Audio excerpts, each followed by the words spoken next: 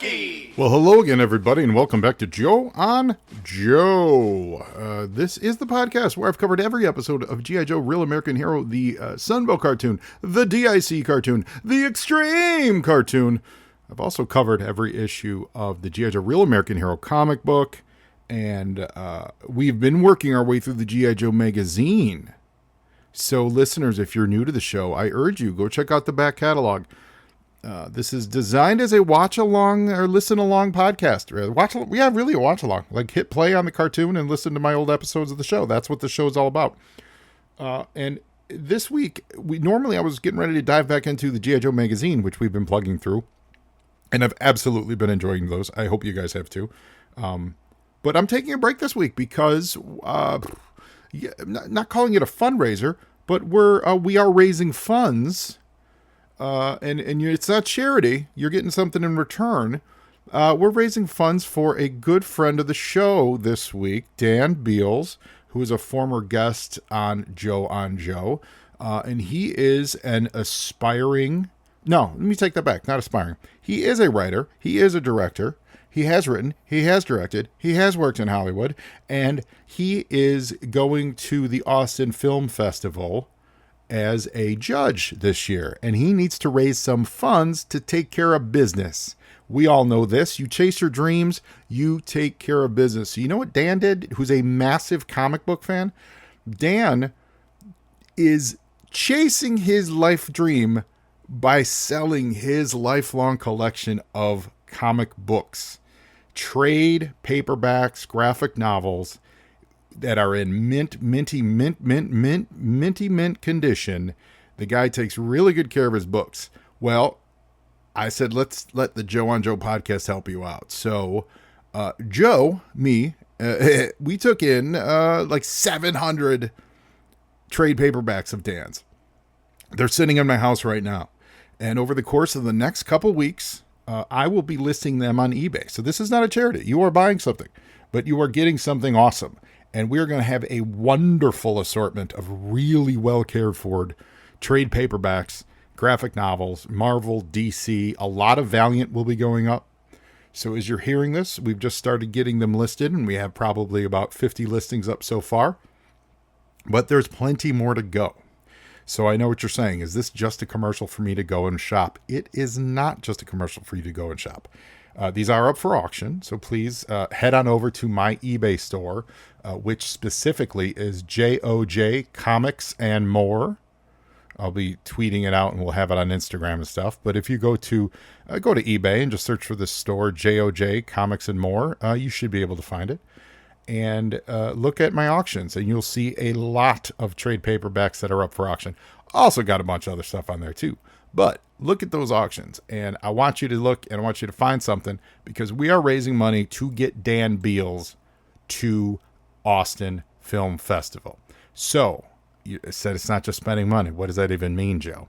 Well, what that means is I'm giving away a copy of the Art of G.I. Joe Digipack, the Blu-ray Digipack. I have it in my hand right now. How many discs is it? 1, 2, 3, 4. 4-disc Blu-ray. I believe it's a $40 value. I'm giving away a copy of this because Dan's a filmmaker. Dan's going to judge films. And our friend Carson Metaxas over at The Art of G.I. Joe and 3D Joes, they put this wonderful film series together of G.I. Joe interviews. So I'm going to be giving this away. So listeners, here's what you got to do. Go onto Instagram, go onto Twitter, find us, more likely on Instagram, I believe, and share the hashtag #GetDanToAFF. And also check out Beelzebub, BealSebub. That's Dan's Instagram handle. Give him a follow and like and comment on his store posting for this. There's a Joe on Joe posting. You should have it pinned up to the top of his profile, and leave a comment. Leave a hashtag Joe on Joe, hashtag Get Dan to AFF, something like that. And in the next couple of weeks, when we get everything done and everything listed, once the entire ordeal is over, we'll go through those, and the lucky winner, randomly chosen, will get a copy of The Art of G.I. Joe, courtesy of me. sending it to you. Now, if you're not on social media, and I get it, I understand why. I'm not going to hold it against you. In fact, I'm going to celebrate you for it. Good for you. You're a better person than all of us that are. And I genuinely mean that. It is a garbage place. But if you're not on social media, I'm sure you have email. All you got to do is send me an email to joeonjoepod@gmail.com, and I'll enter you in the entering too. But the thing is, we want to spread the word, right? So tell everyone about this, these auctions that are out there. I don't think he has a lot of G.I. Joe stuff. I run in circles where I'm the only G.I. Joe guy. And when I come across G.I. Joe stuff, I tend to go, that's mine. So, but they're really great stuff. Really, really, really, really, really well cared for books. And we're putting them up as lots. So like, it's like the entire 4-run hardcover collection of a series, all the Grant Morrison JLAs, all the Preacher books are in there somewhere. We're going to be getting those up, things like that. So it's not like going to be one book here, one book there. We're putting them together as lots to make it nice and easy. And everyone will get you a good book. And we're going to get Dan to Austin Film Festival because he's going to be a judge. And that is going to be fabulous for his resume. And it's going to launch his career. And he's going to imagine this. He's on the Oscar stage winning for some amazing film he made. And he thanks the Joe on Joe podcast. Are you kidding me? Are you kidding me? Get G.I. Joe that kind of publicity? When's the next time you're going to have a chance for G.I. Joe to be mentioned on an Oscar stage? You're not. It's never going to happen. Not under this regime. Throwing that out there. That was the gauntlet. I put it down there. So I thought what we would do is certainly tell you guys about this. We're running this contest. Please, please, please share all that good stuff. And we're running, this is today's episode of the show is Dan's episode when he was on the show, and this is probably from, it's the DIC era. It's Officer and a Viperman, which I have a little bit more to say about that too. And this is from probably 2018, 2019, definitely pre-COVID. And I feel like we started DIC around 2019. So sit back and relax and strap it down and enjoy this. Now, having said that, Officer and Viperman was great. It was really good. What's the word? Synchronicity. It's really good timing because it happened to be about named after a movie, right? Officer and Gentleman. Dan's a filmmaker. There's a traitor in the ranks, right? Well, I looked it up before I started recording this. Who wrote it? Our new friend of the show, Michael Charles Hill, writer, author of Cold Slither. So this world, the synchronicity just keeps happening. So Michael, if you're listening to this, shout out to you. Now, I hope I say great things about your episode on this program, and I hope you enjoy it because I thought just very strange. Of all the episodes that Dan did, he did one that you wrote. So I think that's awesome. And new listeners, we just had Michael on the show for the first time a couple weeks back. So check out our archives and give those a listen. Anyway, that's enough of plather from me before we get into this episode. So the episode's a little, a few years old, so some references may be a little dated, but you're going to get to know Dan. He's a great dude. He's worked through Hollywood. He's been on some huge shows. He's a dude who's followed his dream and paid his dues. So now we're going to help pay his dues, and we're going to raise a bunch of money on eBay and get you a bunch of great comic books. And we're going to get Dan to the Austin Film Festival. And on top of that, of course, our amazing sponsors, the Movies in a Meal podcast that keep this show running every week, they're a movie podcast. So between the movie podcast, which you need to be listening to, Dan Beals, movie maker, talking about movies, talking about an episode named after a movie. It's all about movies this week. So, give a lot of love to the Movies in a Meal podcast. Pretty Darling last week, or Strange Darling, whatever that movie was called. That was okay. Saw Beetlejuice. It was nonplussed. It wasn't won over. But I'm not here to bury Caesar. I'm just here to say, let's support Dan and give Movies in a Mill podcast a listen. So here we go.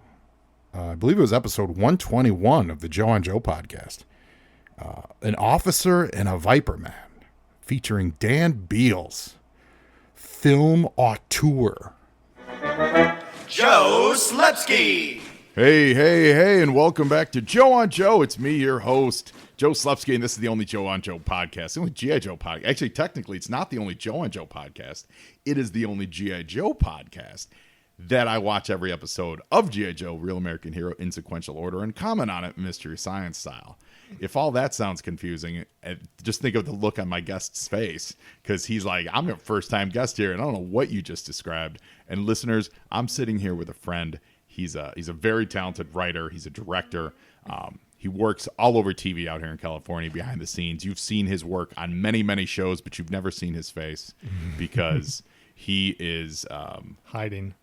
He's in hiding. He's in Hollywood Witness Protection Program. I know what my face brings. I hide it behind. Yeah, it's probably a good idea as we're staring across from each other here. No, he's lovely. He's delightfully talented, and he's a entertaining guest who you're going to love today, Mr. Dan Beals. Dan, welcome to Joe on Joe. Thank you for having me. I'm excited. Although, G.I. Joe, you said? G.I. Joe. Okay. It's not Thundercats. That's no, where it's I not. thought I was going, but no, it's cool. not Thundercats. Cool, no, it's not. Would you like to do a Dan on Cats show? I feel like there's a market for that. I feel like So wait, Thundercats. But I mean, if the guest or if the host is a named cat, then what's right? the point? Well, what I like. It is all about the host name. You're absolutely your branding right. is all I've thought on about point. Yeah, I've I thought gotta about give all you kinds of credit for stuff. that. Right. I've thought about all kinds of spin-off shows. Yeah. And if they don't, even though it's a great idea, if they don't like rhyme or mimetically go together, I'm not interested in doing that show. I've already turned off my podcast app. But there was Mumra, Lion-O, Chitara. Mm-hmm. Who was the gray guy? Panthro. Yeah. Wily Kit and Wily Cat. Yep. And there were the additionals later on. There was Bengali. Benghazi. What? No, Bengali. Well, it's a whole different podcast. Beals on Bengali. If he was was he a legit dude? He was. He was basically Tigra repainted black and white. Okay. As a Bengal. Okay. Well, then that's it. Yeah. That's it. We're going to do a Bengali-centric show. It's going to be called Beals on Bengali.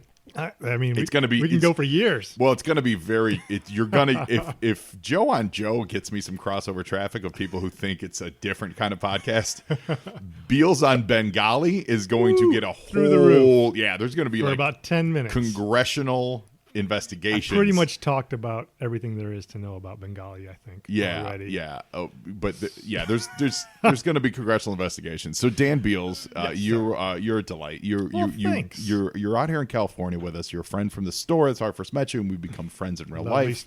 Lovely store, Golden Apple Comics, of course. Hope she's listening. Oh, absolutely. Gosh. She's always listening. You don't say that. That's not true. She doesn't. She doesn't. Hurt. She doesn't listen to this show. She's on the show. Well, doesn't listen to the show. You know what? Supporting the home place is important. She does support. For some people. Rebecca's a big supporter of Joe on Joe.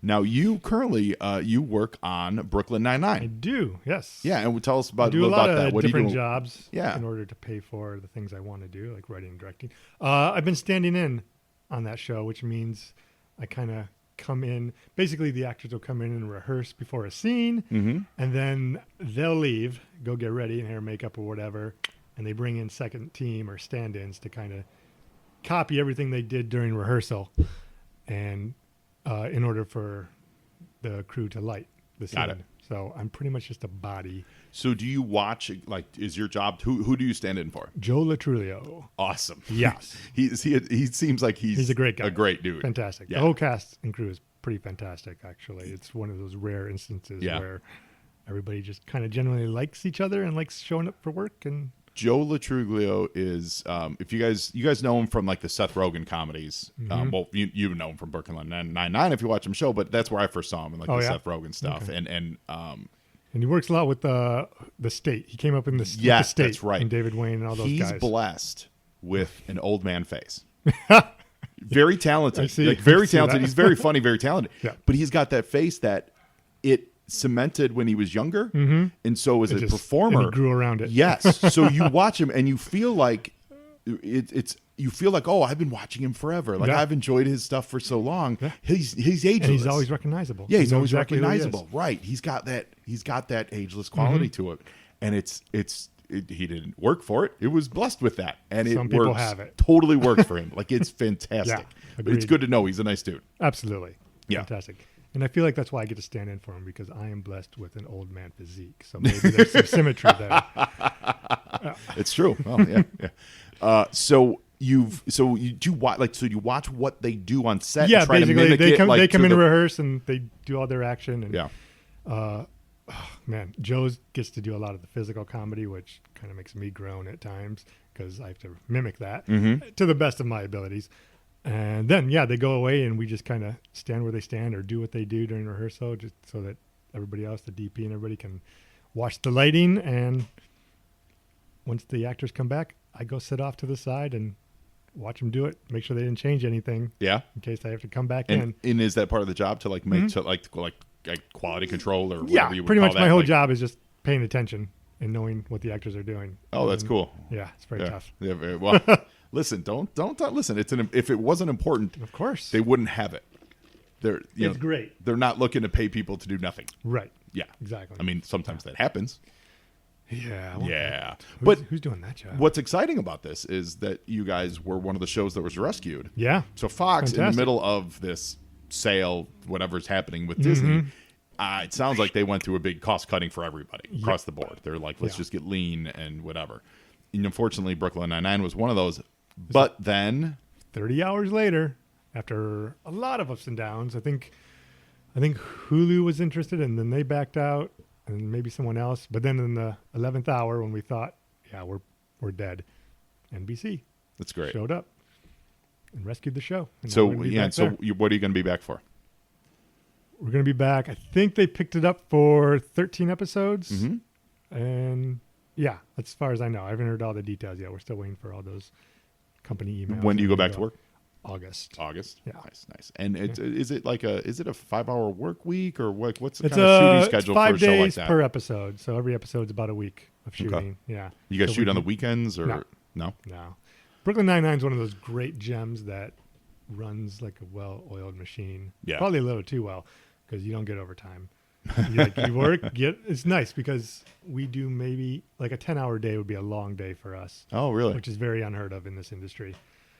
So it's a great show to work on if you like having a life. Yeah. And I do. And I've seen. To be fair, I'm not fully versed. I haven't watched the whole show, but I've seen a handful of episodes, and I've enjoyed them. I like how it doesn't treat the cops as dumb. Right. They're dumb. Right. But they're good cops. Yeah. And You it's know, like, also there's some I like morons it there, because but- it's a great throwback at times. Like when we were growing up, sitcoms would do like serious. It's Barney Miller. It's this generation's Barney Miller. Yeah, like they're not afraid to get dramatic. Like they did the racial profiling episode with Terry Crews. Oh, cool. They did a live shooter episode Oh, that did Stephanie they? Beatrice's character was stuck in. So there's like a lot of real life drama mixed in to the comedy at times. And gosh, I think that's missing a lot in comedy. Well, Comedy's. I feel like a lot of comedy on TV just feels like it's shtick, and they're out. Good comedy needs the balance. Yeah, you exactly. know? And I feel like the creators of the show really have their finger on that. It's one of the reasons why stuff like Tarantino films hit and resonate with so many people, because there's so much dark there. There's a lot of and bouncing then in there's between. this funny moment, and it's not just stickler. No, I mean the best drama has comedy in it. Yeah. Just in life, and it works vice versa. So, since you guys do shoot in LA, but it's Brooklyn Nine-Nine, are you just on like Brooklyn sets, or is there We do, any New York shooting at all, or any? No, it's all here. It's It's either LA. we usually use downtown LA, or we'll use some of the back lots around town. Yeah. It's all fake. You ever catch flack from like the Brooklyn reps being like, you're not me. repping us right? Maybe someone does, but not me. No, I know. I get that, because when I first moved out here, one of my favorite shows was NYPD Blue. Yeah. And the second I learned that it was all downtown LA, I don't remember how I took it, but it really jarred me. Well, for years, every once in a while, like once a season, ER would show up in Chicago. Yeah, and they would shoot a ton of scenes all over the city. Yeah, and it they would be do for like 8 they would do episodes like a worth whole of bunch of location shooting yes, in like a week. Yeah. For the whole season. It's nuts. And then, But nobody does that. It's funny because I never realized. I watched ER kind of not a ton, but on the regular enough to. I never realized they were in Chicago. Because it just there was no one like stereotypically eating sausage. There was very little. I think the only show that Bears talk, still does that is It's Always Sunny. Oh yeah, Because they shoot in blocks. got and a they'll real Philly feel. Yeah, and they'll go out to Philly for a week or For sure. a week and a half. Now, before Brooklyn Nine-Nine, you worked on a couple other tiny when I small first shows. moved out Small here, I shows. used to set PA back in the day, working below the line. I believe it was called Effice. How is that pronounced? Effice? You're thinking of the French pronunciation. Is that the French? Or maybe the Italian. I'm not sure. How did you pronounce the show? The Office. The Office. Yes. Right. That's right. Yeah. Yeah, you were a PA on The Office. Mm-hmm. That's that was a great. pretty huge I first show. moved out here a long time ago, year unknown. And I was like working, just kind of day playing around on different sets and things like that. And this offer came up. Like the show is looking for PAs. They're looking to interview people. I was like, okay, I'm going. And it ended up being the second season of The Office. Because I don't know if you remember, the first season was just 6 episodes. Basically copied from the British show. From the British one. Yeah. Yeah. And when I heard they were coming back and I got to interview for it, I was like, oh, I enjoyed that. That'd be fun to work on.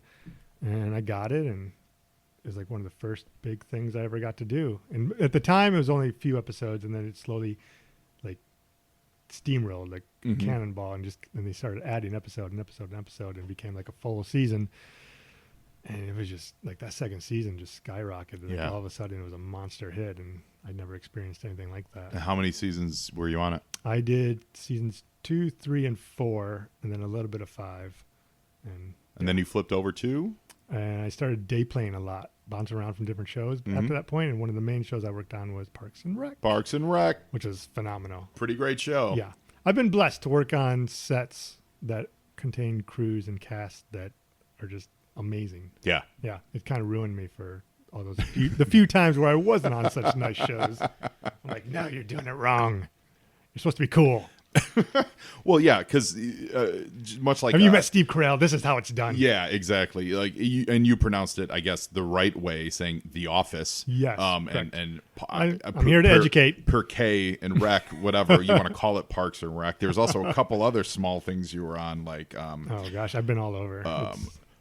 Iran Man. That'd be an interesting spin-off. Is that part of your Dan and Benghazi, Beals and Benghazi show? Iron Man 2 you worked on. I did a little bit of that, yeah. You worked on Thor. I did. I worked on the second unit. And you worked on The Dark Knight Rises. Mm-hmm. I mean, in fairness, pretty much anyone in production in LA was working on that movie. Hey, it was madness. There's no fairness in podcasting. So nothing's fair in podcasting. You still work. It was one of the coolest shoots. It was huge. We had like 200 some production personnel because it was all downtown at night for many weeks. And they were basically locking up 4 or 5 square blocks of downtown Los Angeles for all these chase scenes with cops and the bat bike and all that. Yeah. And it was nuts. It was so big but so well structured and well organized. I've never experienced anything like it. Like a movie like that, you're expected you're probably gonna work a 14, 15-hour day. Yeah. We were done under 12 every day. Really? Chris Nolan has this binder. And in that binder is every detail of everything he wants, and he has it all laid out. I learned a lot just kind of standing off to the side watching him. Oh, you were that close to him? Mm-hmm, at times, yeah. That's great. And it's all about preparation. That's what I learned from that movie. Like, you don't have to lose your mind shooting these things if you're prepared. Mm-hmm. And I've never seen anything or anyone more prepared than that guy. That's great. That's awesome. My car was almost in Batman Begins.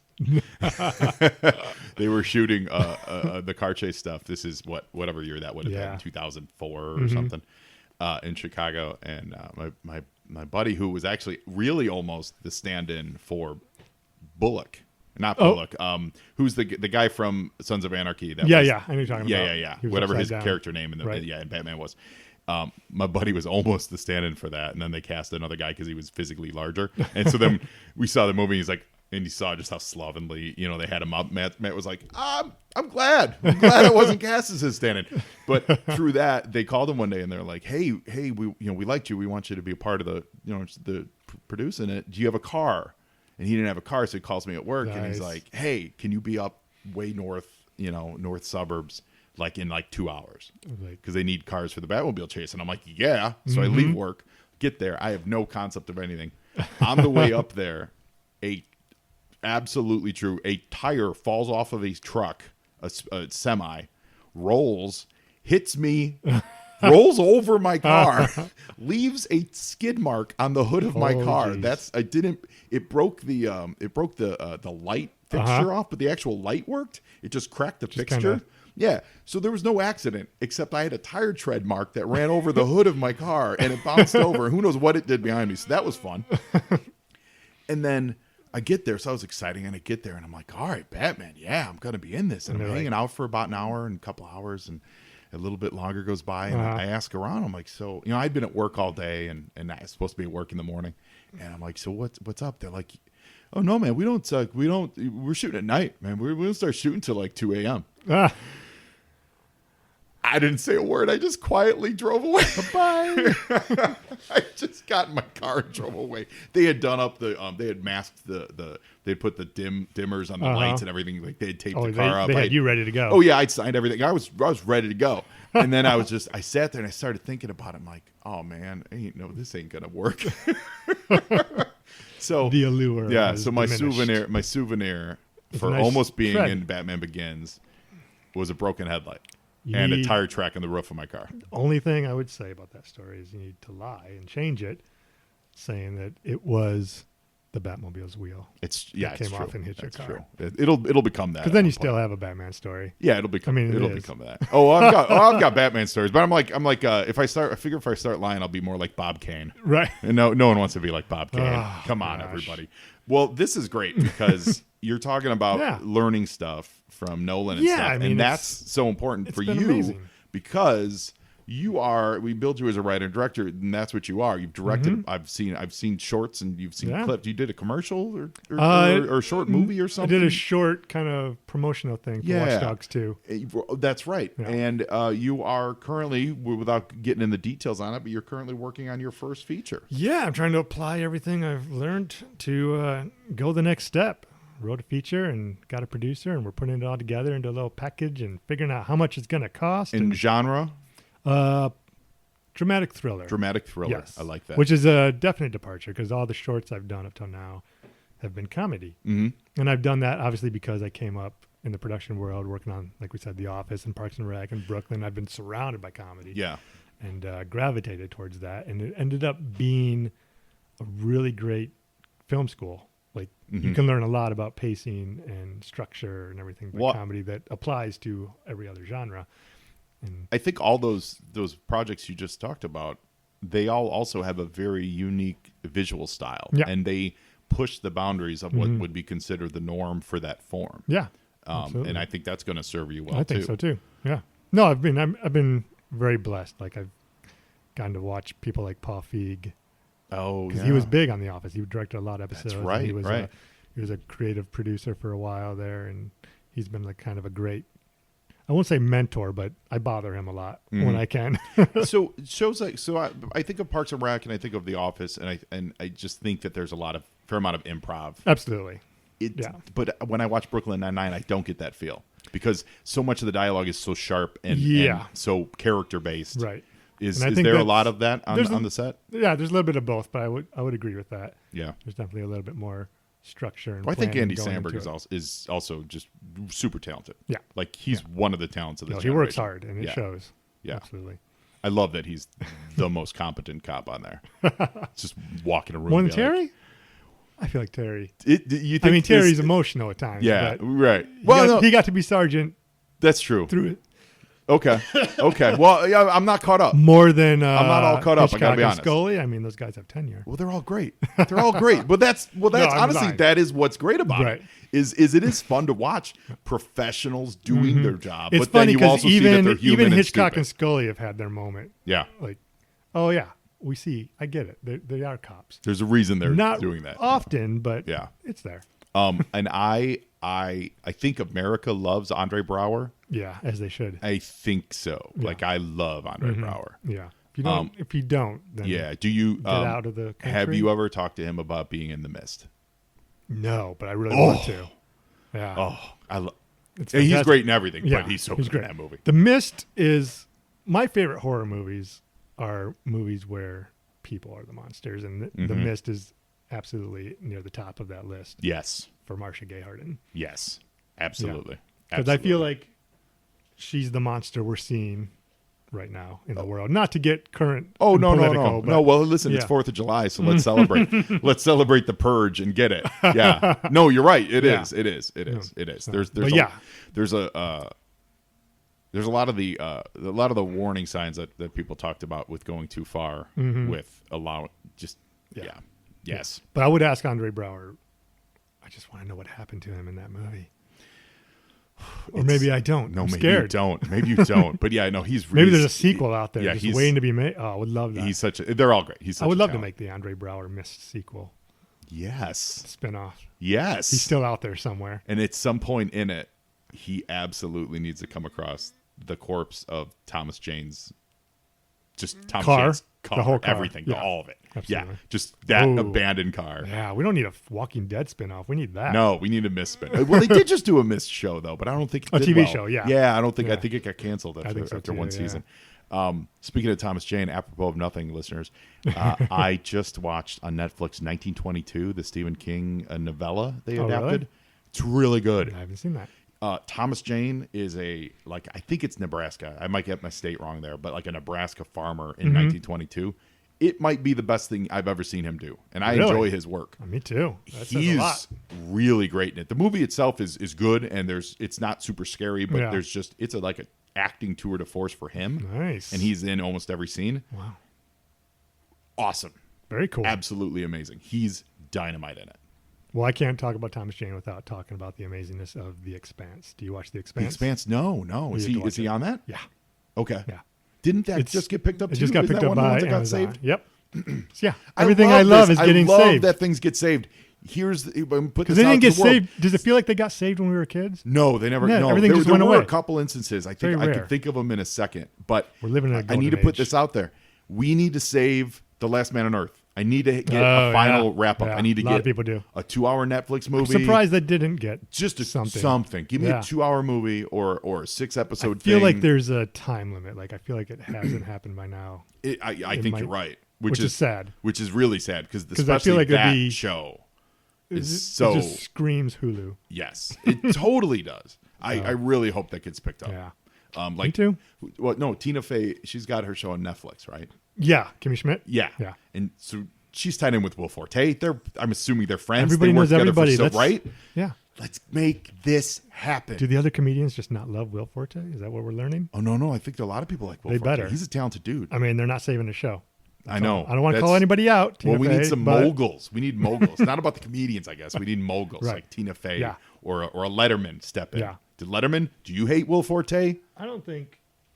I think Letterman just. The Obamas just got to deal with Netflix. Please let one of their. Best man What if on they earth. did? What if the Obamas deal? Because I'm assuming it's going to be high end, like documentary, save the world kind of stuff. But what if it's like, here's a day with Malala, and here's another 2-hour episode about global warming. Here's a 2-hour show about police violence or violence in gun violence in America, and then here's the finale new of the season of Last Man on Earth. And in it, we find out that Barack Obama is one of the guys that was Still saved, alive. that's still Absolutely. alive. And it's just, I mean, if that doesn't set him up as America's hero, I don't know what will. And just like in the tradition of that show, how for the first season they would bring a guy like Will Ferrell on, and they'd bring him in for like one scene, and then he would get shot in the face. Yeah. Bring Obama on, and then something terrible happens to Yeah. him. Yes, I'm they're like, down. oh my God, Barack Obama, you lived, and then Is no. anybody out there listening? Listen, Obama. Barack, you're a huge G.I. Joe fan, so I know you've got your finger on the pulse of G.I. Joe podcasts. And I feel like if G.I. Joe existed today, Yeah. we'll get to this in a little bit. I know we're going to talk about exclusive figures. Yes, I feel like there would be an Obama or mail-in G.I. Joe there figure. should be. Yeah, there there should. there be. should be anyway. There should. Even if No, there aren't you know what G.I. there Joes. would be. You know what there would be. They'd do with John McCain. Okay. That's what they would do, I'd go with because that. I feel like they would do that because He's in the military. he was a military. Yeah, Yeah, I feel like absolutely. with because they never did presidents. Like Right. they didn't do that Right. before, even for like Reagan. I mean, Yeah. this was in the middle Yeah. of Reagan era. Yeah. So I don't feel they would do that. But if Sergeant, like Sergeant Slaughter wasn't a president. well, they did do the real. My history's Sergeant a little Slaughter. gray. You're right. They did do the real Sergeant Slaughter. He is true. That is true. But like let's say like Eisenhower Right. was president during The founder of G.I. Yes, like I have a feeling they would do like There's a an great Eisenhower. real-world reboot in this somewhere for G.I. Joe. Oh yeah, where he's the guy who founded Yeah. G.I. Joe. He's like, oh, man, we got to keep it real. So what is your history with G.I. Joe? Like, I grew up on this stuff. I mean, I was a kid of the 80s, like G.I. Joe, He-Man, Thundercats. Not so much Transformers. I like the cartoon Transformers, but I never got into the toys as much because they were just really expensive and messy. Man, but I was like, real quick side tangent. We had a couple Transformers come through the shop yesterday.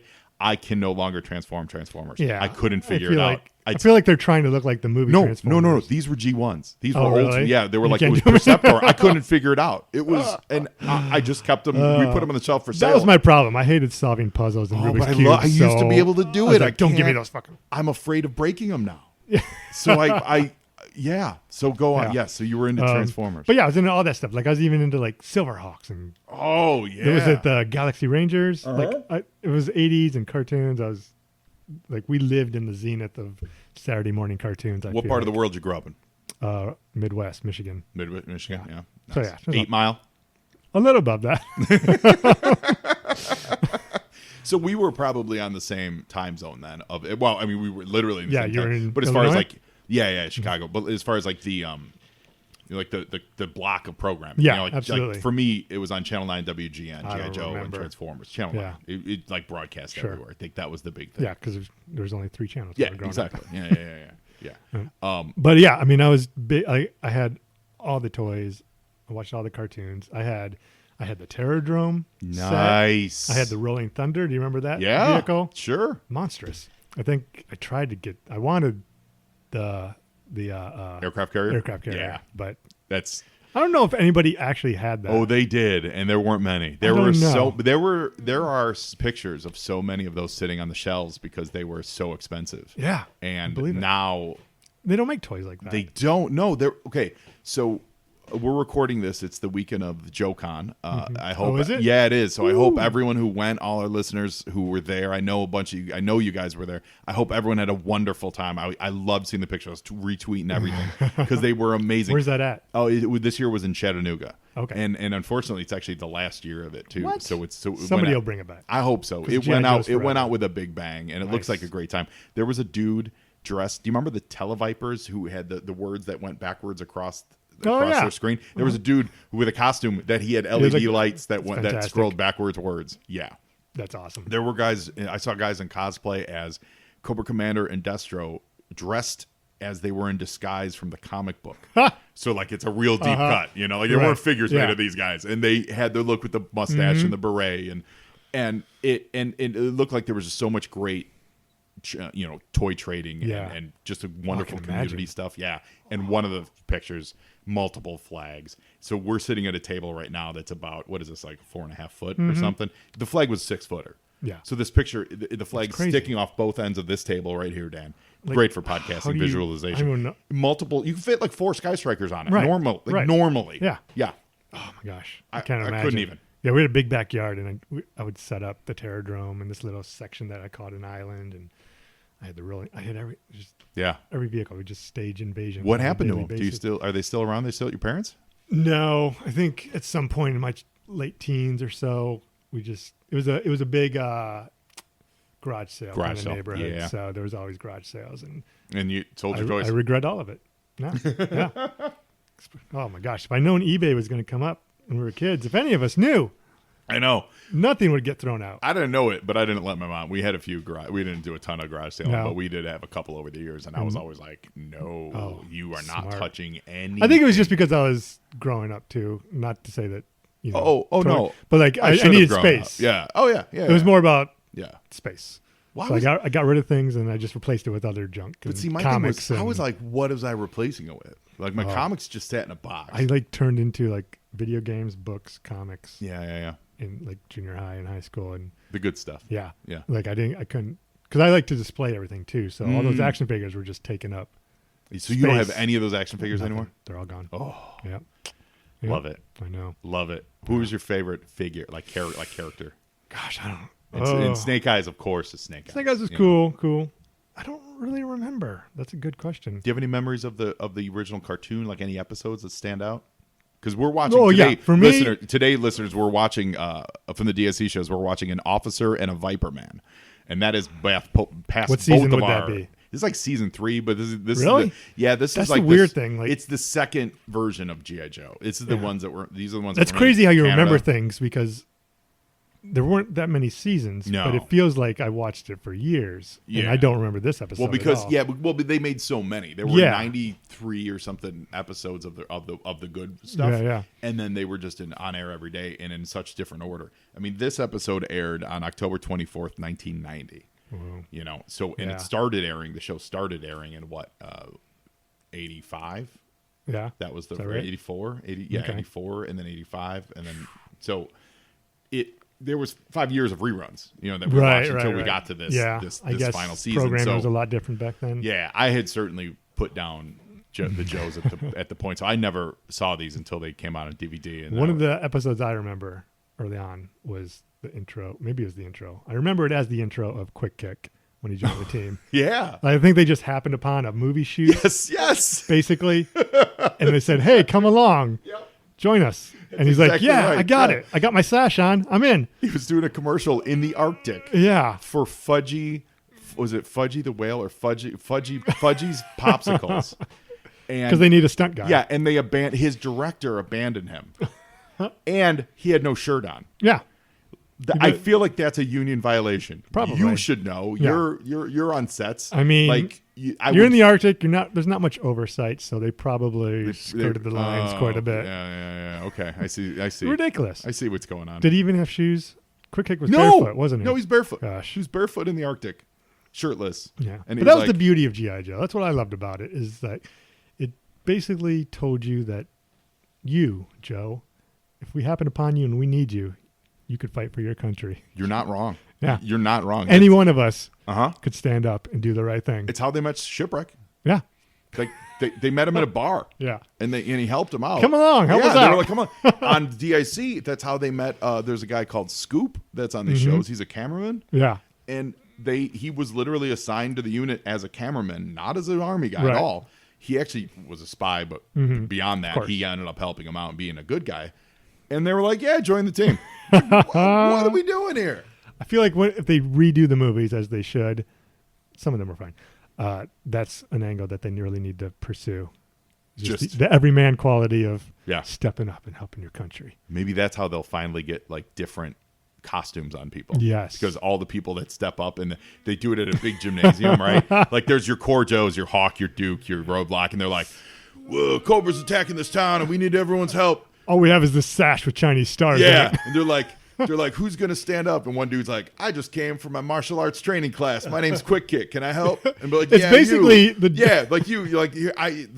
guy in a sailor outfit stands up. He's like, I just came from a bar in West Hollywood. Can I help? Like, yes, you're in. You're in.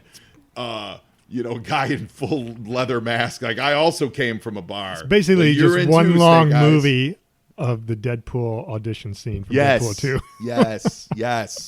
That's it. You're all in. You're all in. And then they all die horribly. Spoiler alert. Because none of them are trained. Because none of them are trained. And Quick Kick's not wearing his shoes. Dan, I know our fans are going to love you, so we can find you online at Beelzebub. So your last name is Beals, Beals.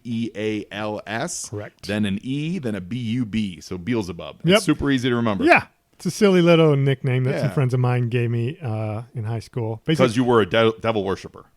Ish. If by devils, you mean comics. Comic-ish, worshiper. It was great. And I had a great life in high school.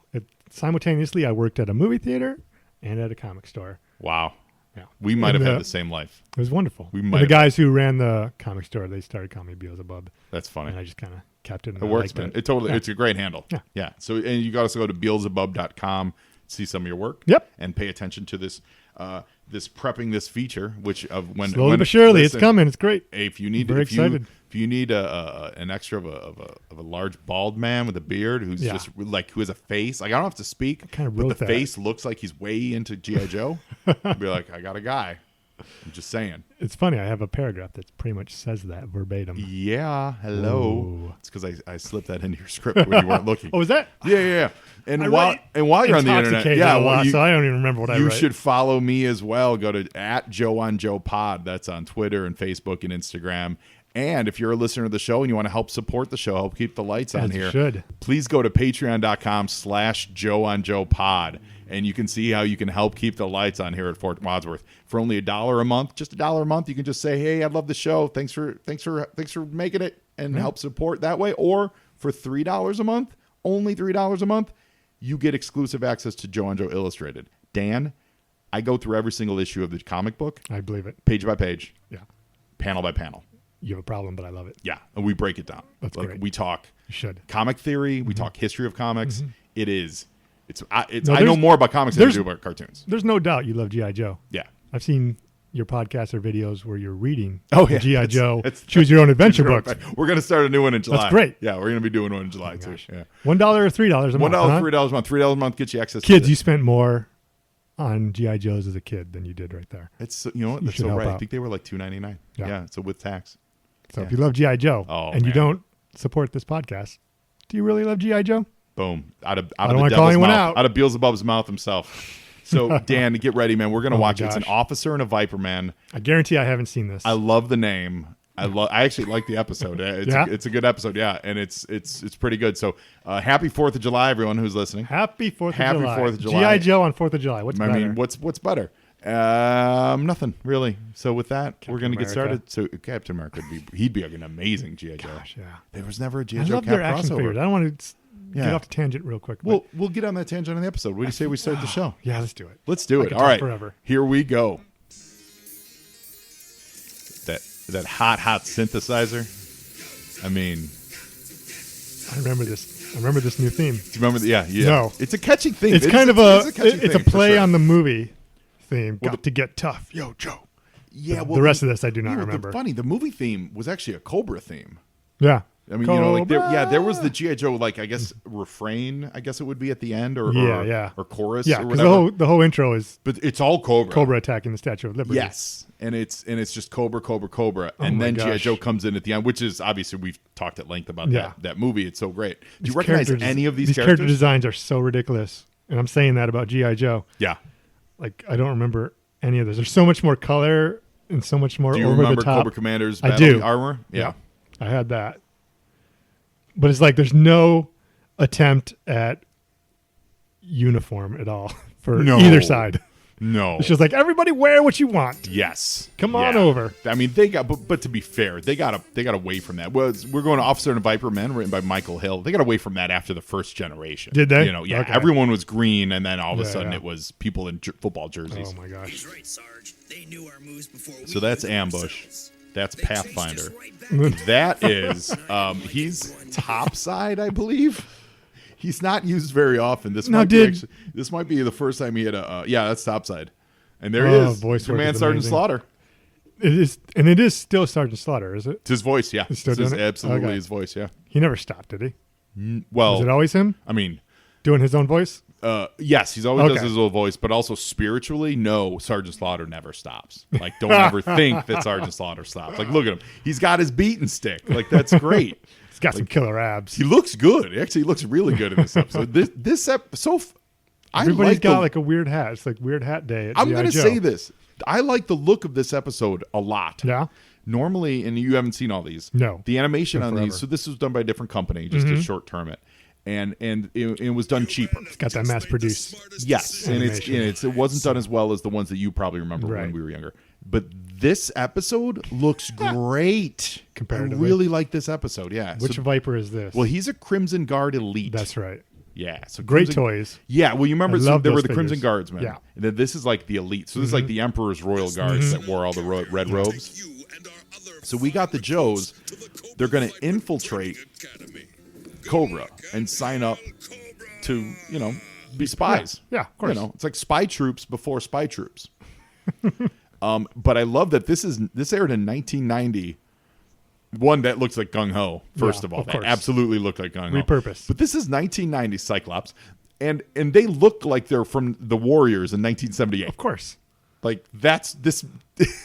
And this Cobra base has to be on American soil.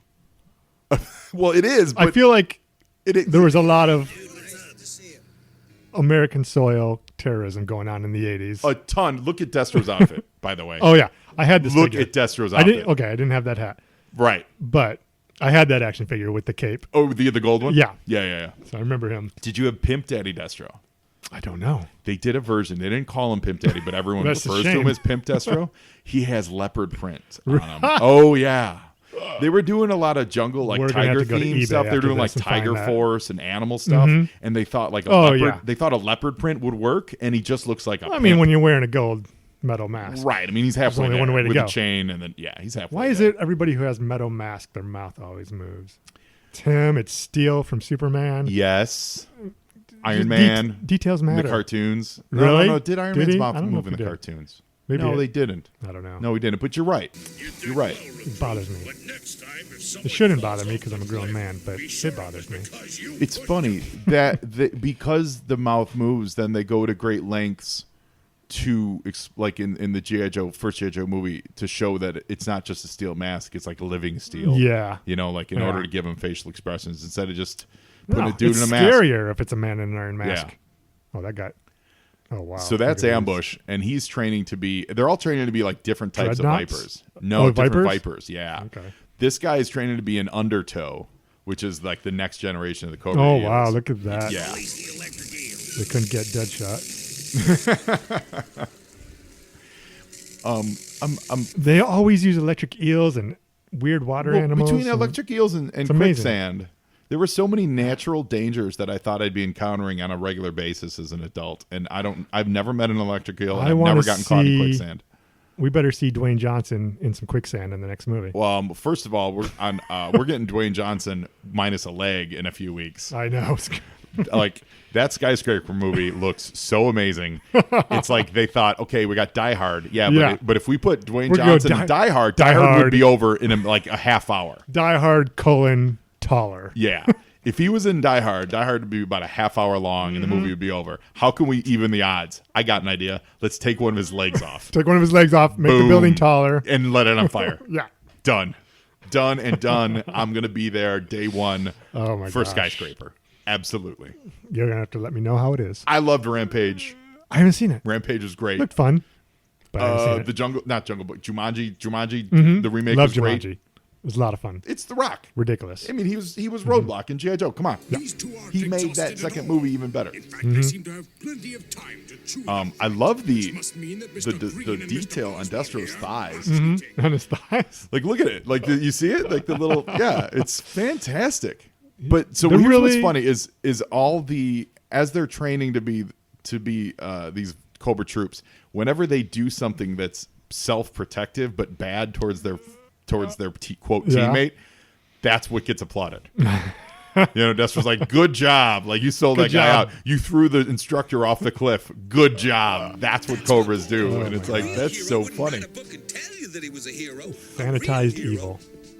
Yeah. Here he comes. Here it comes. And this You kid played your is cards right. You could be the next Cobra Commander. here's the deal. So this kid, if a closer paint, he's like the rookie. He's a Yeah. legit. He wants to be Cobra, right? He's G.I. Joe's Yeah. Rick Jones. Right, but he's not a G.I. Joe guy yet. He's just a legit Cobra training. I feel like this kid's backstory is dark. He comes book from a there. damaged home. Think about What's it. his name? I don't know. I don't know. Probably usually in a story like this, it's Billy. It's usually always Billy, right? But like, he's so young. He's a teenager, right? Going to join Cobra. That Yeah. means he comes from a house full of abuse, drugs, abuse, and more abuse. He's just looking to belong. Yeah, he just wants to belong. it's a somewhere. very timely and he story. Thinks I think Cobra now Commander is- has a nice red hat he can borrow. Introduce three Yeah. recruits who have displayed great Yeah, aptitude seriously, though. in 3 hours. This Billy kid's Yeah, I feel background like you could story. tell his My brain is story. filling in. It's filling in really terrible, dark things. for Well, him. just turn on the news. Yeah. His code name would be Lone Wolf. But before you can join Billy's the an Enterprise incel. must lead you Oh, With that haircut, gosh. he's totally an insult. Another, who's that guy? Well, that was Destro smiling, I and thought for it was some just reason, another for no guy in a reason, gold he's in mask. it. Yeah, and here's it. If I'm Destro, why am I sitting in this crowd? I got That's what other threw me things to off. do, but we're gonna go to commercial and be right back. these messages. Today's file card is on the G.I. Joe Snow Trooper, codenamed Iceberg. His file name is Clifton L. Nash, and his primary military specialty is the infantry. His secondary military specialty is cold weather survival instructor. He's from Brownsville, Texas, and he's a grade E5. Iceberg hates hot weather. In Brownsville in the summer, you can spit on the sidewalk and watch it sizzle. While other kids saved up for bicycles, Iceberg saved up for an air conditioner. When he was old enough to enlist, he signed up and asked for duty in Alaska. He had found his element. He's a qualified expert in the M16A2, the M79, the M60, and the M1911A1. Quote, we have plenty of cold weather specialists that can stand the cold well enough, but very few that like it. Iceberg's just not happy until the mercury dips below zero. It's not to say that he's unaware of the dangers of cold weather or that he's impervious to the lethal effects of hypothermia. Rather, his love for ultra-cold climates has forced him to learn every aspect of Arctic survival. I really dug Iceberg for a couple of reasons. One, let's look at this file card. Brownsville, Texas. On the show, Iceberg, if you remember, was always very, very fond of reminding you that he was from Brownsville, Texas. He said like 5 times in every episode he was on, it's not cold like this down in Texas. It was awesome. Secondly, here's what's great on this file card. He says he's not to say he's unaware of the dangers or that he is impervious to the lethal effects of hypothermia. Technically, he was, because Iceberg got turned into a killer whale during one of the episodes. He had a pretty stark white outfit with green accoutrement on him, grenades and gloves and stuff like that. So that still kept him in that camouflage look for his snow operatives. I hate when they put people in special weather conditions and the look just doesn't really match where they're supposed to be working. He also had a stone white rifle, which was really cool. The only thing about his figure that is disappointing, like he didn't come with anything beyond his rifle. He just came with his rifle. He didn't have snowshoes or skis or anything like that. It was a little like, that's all you could give him. But I love the look of him. He's got a really great look. I love that they made him African American. Set him in. I like the dichotomy of making him from Texas, and he loves the cold. And I always thought he worked really well riding in the Snowcat. He looked excellent riding that Snowcat. And so Iceberg, Clifton L. Nash, we salute you. Yeah. And it just dawned on me that I think it's more fun. I have more fun watching these and kind of like poking fun at the moments in them when it's an episode that I like. Oh, really? When it's like a silly, kind of a dumb episode, it's not as much fun. And so like our conversations tend to be a little more not about the show. Yeah. But this is actually a cool episode. It's a weird episode because I don't recognize anybody. Well, sure. There's so many, Maybe we can get a I want to say message to the third-tier sun. characters, but maybe they were first tier at this point. They were first tier for this. So the way it worked is they would feature the guys that were on sale at the time. And these were the guys. So did all my favorites just retire by this point? Where's everybody? Where's Shipwreck? Where's Quick Kick? They're not on these episodes. They weren't for sale. So they weren't featured on any of the new cartoons. toys to sell, so that's exactly right. And from the Cobra perspective, all the toys that were for sale, they were all different versions of Vipers. They got away from really personality guys and just went Vipers to try to get you to buy 5 copies of it. Of course. Right. Which makes sense. Yeah, it makes sense. It's the same reason why they would repaint and repackage, versions of them.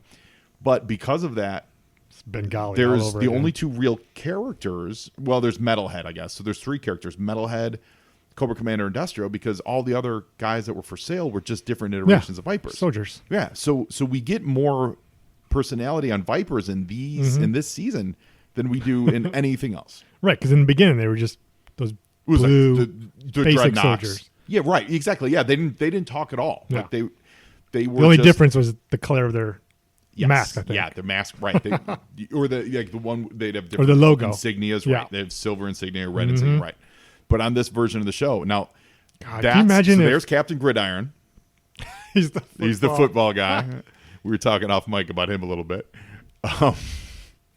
And this sneak attack is really tearing it up, and they've captured a bunch of Joes. That's General Hawk. That's his new outfit. It's questionable. He's got a jetpack suit on, and it's a questionable. I had the original General Hawk with the helmet. The good-looking one. Yeah, with the bomber jacket. Yeah. That's actually the second one. You don't get better. He was than one of the jacket. original greens. Oh, really? Yeah, a lot of people forget that because he only came with one of the vehicles. He wasn't a loose or like on a solo card. And then when they brought him back, his bomber jacket looked so good. Yeah. How are you going to top? You can't top that. No, you can't. As we're witnessing here. Yeah. So real quick, they just talked about that Cobra was after a vehicle called the Battle Axe, which we're going to see later in this episode. That's it right there. I can't find. That's not an actual toy. They never made that. But there were 2 toys that were called the Battle Axe that G.I. Joe did make, but it's not this. That. So I'm not sure what this is, or if this became something else. Maybe they named it differently. Maybe. But the only real vehicle that was a battle axe was a ninja car from like 94. Really? And it was like an air vehicle that one of the Ninja Force would ride in. As they should. Yeah. And then there was a small weapon pack that was called Battle Axe that was for the Dreadnoks, but it just basically was an axe. I mean, it wasn't a vehicle. They couldn't top the Rolling Thunder, so maybe they just said, let's not bother. Like This this guy has a metal helmet shaped like a skull. Oh, yeah, He even that's- has like Range brain Vipers, imprints. yeah, and they look like zombies. Yeah, we've talked about that a lot on the show. I don't understand why. It's to scare people, I guess. But they're the survivalist. Can we talk about how? Would you be scared if there was a terrorist attack on American soil with pink army vehicles? I don't know if I would or not. I think you actually. but I'm witnessing that, and I'm like, I think that's a bold move. That's a statement. I think you just described Mike Pence's waking nightmare. Is what I think. Well, or his secret desire. Yeah. Seriously though, this animation's great. Yeah. And For the time period? And yeah, no, and I could show you episodes from this era that are I not believe this it. good. This is I I believe it. wonder if this was actually done possibly by a different crew. Cuz this is like old school good. This is the day This the is art old- this director is old showed up school and he good. cared. Yeah. Well, you know who is the art director on this? Do you remember the comic artist Chuck Patton from No. did a bunch of Justice League stuff? Right around the Detroit era. Oh, wow. Yeah, with Wow, so that's Vibe great. and that's Chuck Patton went from drawing comics to doing to working in animation, and he's a super nice dude. I've met him a Yeah. couple times. Like, and he's Wonderful. a talented guy. He just happened to be overseeing one of the worst eras of Joe cartoons, but. Well, We've got- said it before. he got lemonade. Well, we've said it before Where that he the could. designs look great. They're Yeah. super toy centric. Yeah, It's absolutely. just the money spent on the. Look, I actual mean, you have to animation. understand what the mission statement is too. We got Save money. Toys R Us push out there. We toys. got to fill that up. Yeah, exactly. Man, rest in Whole peace, different Toys world. R Us moment. So where did you get your toys? We talked earlier. Talking about, did you do a lot of the mail-in stuff? I did some mail-in stuff. Yeah, I had the fridge, William Perry, Yeah, you did. with his metal football on a chain. Yeah. I had Sergeant You're Slaughter, looking at of the course. Fridge. I'm the rookie. I may be large, but I'm no dumb cookie. I don't remember this. You seen me hit, you seen me run. When I kick and pass, we'll have more fun. Wow. I can dance. You will see don't the think I could- others. They all learn from me. I didn't come here looking for trouble. I just came to do the Super Bowl shuffle. I have no words. That's- It's going to be the listen, worst listen, I podcast going forward because I No. can't talk anymore. Listen, I'll sign autographs later. Two, I could do it all. I know you can. I'm a triple threat Sometimes when I it comes to the forget Super Bowl that. shuffle. As I just did. So this is great. So we find out that Cobra's big plan is cockroaches are actual bugs. Like bugs are bugs. Like they're actual Yeah. bugs. And that's what he's using. And they're attracted to General Hawk's cookies. I've been listening to Because General every Hawk secret apparently meeting loves he's chocolate attended chip cookies. since my bugs have been on the job. If I could go back in time, I think I would be at home writing cartoons in the 80s. I know, right? Traitor. Like, Not because you don't have to work so hard, but because it's just such you can have a fun welcome with it. environment for any weird idea. yes. God knows I have weird ideas. I'd like to think that this is a little bit of a trial ground for the Martian Manhunter's passion for Oreos. General Hawk just had a passion for cookies. He and was that's- General Hawk. It was General Hawk. Maybe yeah, he was. maybe. Yeah, he could Crossover. transmogrify. 20017. I'm like, why does he have to talk like that? Take a breath, Sergeant Slaughter. Never heard it. Now you tell You me. think No, he his says- his you hear rectum that is at home just, from his rectum wife? is tight, Like 24/7. Like, Sergeant, why are you so angry all Breathe, the time? I man. just wanted to watch the news. I mean, come on. Is he still alive? Yeah. Good. Yep. We got I wanna see what he's a bunch got. of friends of the show are big wrestling guys, and they keep us. I think they said he's living out in like the Again. Carolinas area. Okay. He's on Twitter, and every time we talk about him on this show and we tweet him out, I get a retweet. It's Awesome. I'm sure it's probably No. not him, but it's Definite staple of my childhood. Oh, he's the best. Because I was watching wrestling back then Yeah. too. And- I'm not into it so much anymore, Yeah. but as a kid, yeah. He That's a left the family activity. WWF in order to be a part of the G.I. Joe show. Oh, really? Yeah, he did. Good. Because WWF said, we own your license, like we own your likeness. We won't let you do both. And he said, well, then I quit. Bye-bye. I'm going to go be a part of Yeah. like American Heroes. Americana. We'll be right back. Hey, listeners, I'm not sure if you've heard the news, but Joe and Joe has started a Patreon, and I'm inviting you along for the ride. Go to patreon.com/JoeandJoePod and check out my page. Right now, there are 2 opportunities for you to help support the show. You can choose to be a Grunt or a Viper. Grunts get access to all the Joe and Joe episodes and early access to new episodes as they're created. Vipers get all that and access to my all-new spin-off podcast, Joe on Joe Illustrated, where I will be breaking down every single issue of the G.I. Joe comic books page by page in the deepest dive you'll ever hear on G.I. Joe. So go to patreon.com/JoeOnJoePod and see what's happening over at the Fort Wadsworth Motor Pool. We'll see you there. And I think that was absolutely the right Absolutely. call. Like, yeah, no, I'll come He's back to definitely. I'll come back to destroy my body in the ring later. For now, I'm going to become a literal superhero with an action figure and a He cartoon. branded himself to millions of kids across the country. You're absolutely right. And like we're still talking about him now. I don't know if I'd be talking about him if he was just another wrestler from the 80s. Yep. Only another wrestler. And then there was right around the time of Desert Storm, which was like a year after this show aired, I think. That's when WWF just randomly made him a heel and had him team up with the Iron Sheik. Really? Yeah. It was all really bad timing. And then all of a sudden it was like, he's a traitor. It's like, no. Awesome. So this is your fault as well. Cobra Commander's so very upset with Destro. It's not very intimidating. I don't know why Destro would be scared. After all these years, Yeah, you have to learn. Especially because he's a man. This Cookie, they're putting on a radio play. Right. They're reading a script so that Cobra Commander thinks something's happening that It's a really good plan. isn't. But Destro's a man with his own money.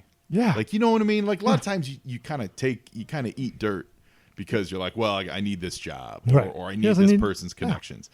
Destro's his own man. Should have been running the show the whole time. Yeah. I mean, he even at this period, that's his Iron Grenadiers, his Iron Grenadiers uniform. So he had his own army going on. See, he hasn't gotten paid. I want that mace and I want it today. He hasn't gotten paid from Cobra Commander. Doesn't make any sense. So, Dan, one of my favorite things on the show is I love to ask my guests, if you could be a member of the Joe or Cobra team, who would you be? Like, what team? What would your specialty be? And let's get you a snappy Always going to code be name. a Joe. Always going to be a Joe. Remember there was a mail-away figure where you could name it, give him his own Joe. Like he was make like your own Joe. He was just like kind of had a blank, helmet faceless- and things like that. I sent in for that, and my name was Skull Crusher. Skull I Crusher. don't remember what my specialty was, if anything. But here's who I was as a child. I sent in with my order a picture of myself, and I said, "Hey, I'll pay extra. Can you do a mold of my face and put it on instead?" I was that arrogant. It didn't happen. It didn't happen. Did they write back to you like, no, kid? Or did you ever hear anything? I never heard anything. That's so funny. I just got my Skull I'll pay Crusher. extra for a mold of my face. Yeah. How That's much? great. How much does this cost? I was like, I don't know, 12, 13. I don't remember. Oh, that's but great. I was like, but to me, that was a foregone conclusion. Yeah. Like, why of course. wouldn't you do why this for wouldn't me? you? This seems like a Yeah. no-brainer. Yeah. So Skull Crusher. So is that going to be your name? That was the name. Yeah. So- My mom did not like it. Is that what your Because name's she going to be thought now? if I took that to school and showed the other kids a figure, like, look, I'm a G.I. Joe named Skull Crusher, they thought it would instigate fights because they would want to see me. They'd be like, Skull oh, if you Crush- can crush crush skulls, skulls, then why yeah. don't you crush Like- some skulls, kid? Interesting. My mom was worried about a lot of things that I was Interesting. doing as a kid. Interesting. Nowadays, I don't know. Gosh, I would really want an extravagant uniform. That's for Well, sure. you know, the things that Joe and Joe team members do are What's things that? like Cobra cleaning people. Oh, we're the right? low end. Oh of yeah, the yeah, totem yeah, yeah. Cobra Commander speech writers, right? Stephanie Goldstein, our friend who you know, she's like the propaganda. Like she edits. Perfect. She edits. I feel like I would work in marketing. information like for Absolutely. the people in the Yeah. field, you know, like things like Yeah. that. So there's those levels of positions here. I definitely would want to work in the marketing department. I feel like they could use a little help. Okay, a market G.I. Joe though, not Yeah. Cobra's marketing is on point. Yeah, yeah. No, There's G.I. no Joe for openings sure. in Cobra marketing. I'll tell you that right now. Cobra Because G.I. marketing Joe is up like- to this point, you want to work in Cobra marketing because they're the best. Yeah. but there's no openings. no. Yeah, G.I. Joe needs some help because they're pretty much accepting anybody. they and never had a need- logo. No, they had. They don't have a logo. They have Their 3 logo stripes is and a their font. name. Yeah. And that's not a logo. A logo is not your No. name, you know? Yeah. They don't have a logo. And they didn't get one until later years. But They it's- tried to do like the eagle, and that doesn't really work. It It's just generic. looks It's like when right. they put the eagle on Captain America's So head. you'd work in the marketing department for G.I. Joe. Yeah. And I think I'm not even thinking about what I would bring to the team. I'm thinking more about what I would wear because you get to choose your own. Sure, yeah. And I was always jealous of the alley vipers. Okay. Because orange is, you know me, I love my orange. You do. Orange You and, do. and blue is my secondary favorite Okay. color. So when I saw the alley viper on toy shelves, I was like, I don't know what this is, but I need it. You're the one kid that I need it. I made fun of their look on this show. So It's a many rich, times. like, it's so crazy. like why is that the urban camouflage? Yes. It doesn't make any sense. It doesn't look like brick. It doesn't look like an alley. anything. You stand out in every environment imaginable. So maybe that was part of the plan. Maybe that was part of their brand marketing. I don't know. I think we're giving Cobra a little too much credit. Maybe they do need a little marketing help, at least in that. Oh yeah, it's true. Well, that's but yeah, design, no, that's I love designer. That's costume design help though, not marketing. yeah, so you're true. Joe marketing. Do you want to be called Skull Crusher still? I don't think I would now. No, I okay. feel like I'm a little more passive these days. I'm very judgmental though, so who knows? Yeah. Who could? What could you? And you're the. I mean, I feel like I'd still be Beelzebub. Oh, you would. Oh, you would 'Cause- totally be Beals. Yeah. Yeah. And I'd have my orange and blue uniform. Yeah, of course. And you come branded. You already Yeah. come branded. They're like, Right. well, why? How come his code name's like? They're like, he's branded himself. I'd have He's my the little best of- fireball logo, but with like Yes. red, white, and blue flag stripes on either end instead of an eagle. Yep. Yeah. Boom. Beelzebub. we're in. Beelzebub is now a member. Guess I think that means part I of G.I. own your Joe. Twitter. Yeah. I think that's like there's some I kind think of I weird just gave that copyright to thing you. that just happened. Crap. Just Oh, well. happened. You guys heard it. You know what? It's going to a good home. It is. So Beelzebub, welcome to the Joe and Joe team as the G.I. Joe marketing professional. Thanks. I love it. Oh, So what did you think of the episode? it was interesting. I didn't recognize anybody on it except for cool gold-plated Destro. Mm-hmm. I thought he was a cool redesign, I'll be honest. I mean, gold always stands out over yeah. the silver. And Yeah. I love the original Destro. And it's like a classy upgrade. Yeah, he's got like that cool shoulder spike thing going on with the one-sided cape, which Thor just stole. So it's in fashion now. Totally. Yeah. There's the pink tanks. There's the Gosh. pink tanks. I think from a terrorism standpoint, maybe Cobra does need a little branding help. They need it. They need some.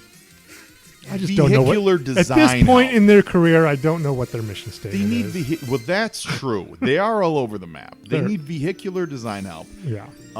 But we did get there is a little bit of lore that also was introduced in this episode that Cobra Commander has written a book. So we've also seen in other episodes that Cobra has they have like a vacation plan. Yeah. They have a vacation resort that's all Cobra. They have a magazine like Cobra, like Time, like Cobra Life magazine. They have retirement plans. They have all this stuff, and Cobra Commander's a published author. So there's a lot of backstory that happens like kind of in between the If lines. that version of Cobra existed right now in the real world, the alt-right would just be Well, sure, wedding themselves. They'd be wearing pink and Like, we have a alleys. home Yeah, we're like, hey, with great, benefits. great.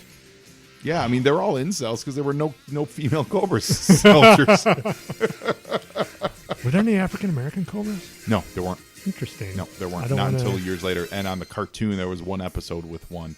And I think the reasoning behind His it name was Ben Carson. Yes, there was one. There's always one. The reasoning I think behind it was that they didn't want to portray him as like in negative light. Yeah.